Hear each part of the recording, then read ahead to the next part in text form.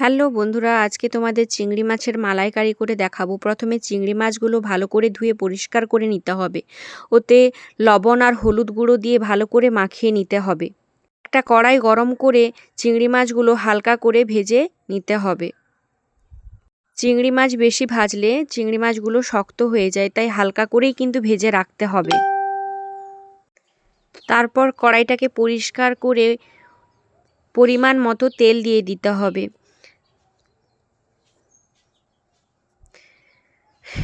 গরম মশলা দিয়ে পেঁয়াজ কুচি দিয়ে কিছুক্ষণ পেঁয়াজটাকে ভেজে আদা বাটা রসুন বাটা দিয়ে ভালো করে কষিয়ে নিতে হবে।